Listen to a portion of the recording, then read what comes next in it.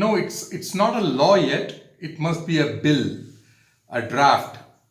Yeah, it could become a law if, in case, Assembly of Uttar Pradesh will approve it.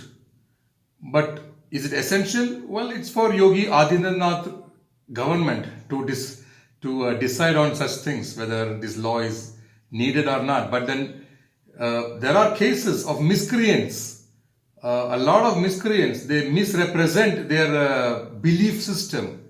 So Rahim can be known as Rahul because the objective of the Rahim is to lure, is to attract, is to create an appeal, to lure innocent, gullible, vulnerable girls from other belief systems, because their objective is to convert them.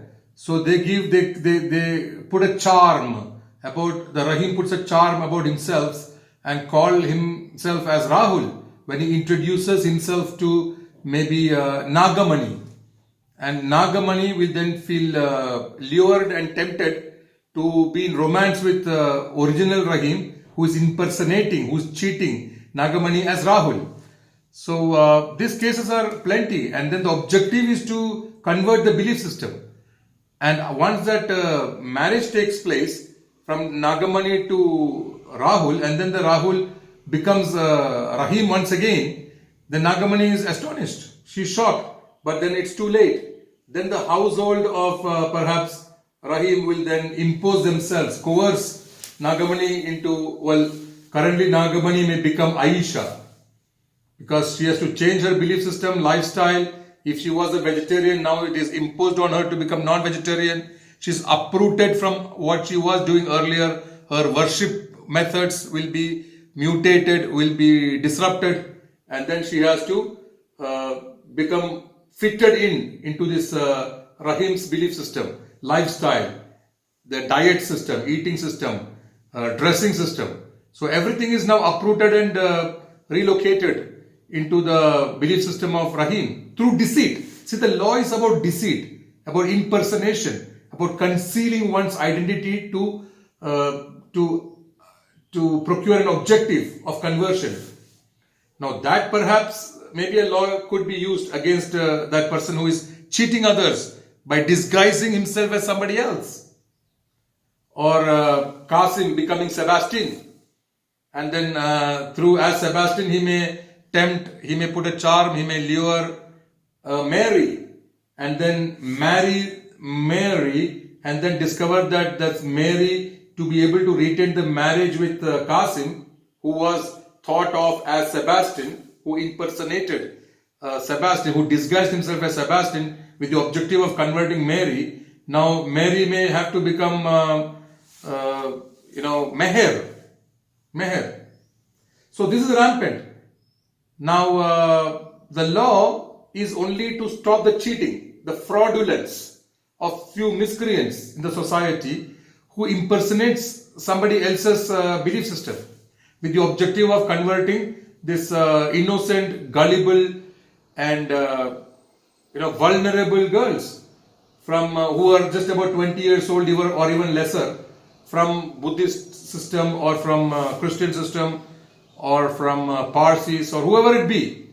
But the point is that now do we need a law like this? The law is only to curtail the miscreants from impersonating, from cheating, from misrepresenting their identity. So they are not revealing who they are before the marriage. And they are targeting only vulnerable and very innocent and gullible girls. I mean, see, marriage is anybody's, any adult can enter into institution of marriage without a permission from anybody. This is my belief. If they are consenting adults, who's going to stop them? We are in a democracy. And love supersedes everything. So I do not know whether it's fair to call it love jihad. Because who has defined this love jihad? Well, jihad perhaps is about uprooting somebody from where they were earlier, or disrupting their status, stature, everything, and then and transforming them or metamorphosizing them to somebody else. But what is love jihad? I do not know. It's a misnomer. It's an oxymoron.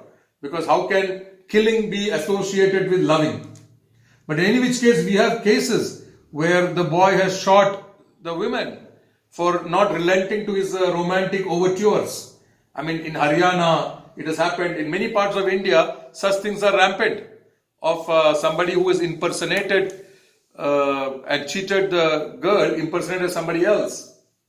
A Qasim as a Sebastian or a Rahim as a Rahul. So this is very many cases, events has happened like this. And I do not know who is supporting these boys and who is encouraging these people. See, it is a uni-book focus because they are so much insecure in that uni-book focus, uni-book attention. They do not know how to live collectively with variety, diversity, with multiple books. See, Indian civilization has multiple books for reference on how to conduct your living. Whether it's romance, whether it is marriage, whether it is whatever kind, there are so many referrals. So the Indian civilization people does not have this insecurity. They do not have anxiety about dwindling numbers. They do not feel excited about having to convert others to populate their belief system. Because Indian civilization, the people are focusing on faith, that they are not the only doer. So they glorify that what is available to them already. They do not want to capture. The Indian civilization people does not want to invade. They do not want to capture. Because they glorify, they appreciate that what they have already been given. There's so much strength of conviction in their concepts. Because they have got multiple referrals. The Indian civilization people, they have no insecurity. So they do not convert other people. They are not targeting on conversion and killing and bullying. So these uni-book people, they want to capture beauty. Any beauty they see, they want to capture it. Whereas Indian civilization people, they don't want to capture beauty. They want to exalt beauty. They want to glorify beauty. They want to appreciate beauty without capture. Because the beauty is forever. So they stray clear from having to impersonate anybody else. Now the funny part is only the people who are supportive of Rahim and Qasim are now protesting against this law. Because the law is very religion neutral and community neutral and gender neutral. It only says that if Subramaniam is impersonating as Abdullah to marry Fatima, and then Fatima discovers that he has disguised his original identity with the objective of converting this girl into Fatima, or converting Fatima into another name, then it is a case against Subramaniam himself, because he has impersonated, he has cheated. So this is very religion neutral and very community neutral. But then why the supportive people and encouraging of this Rahim and Abdullah and Qasim, why those people are protesting against this law? Nobody else is protesting.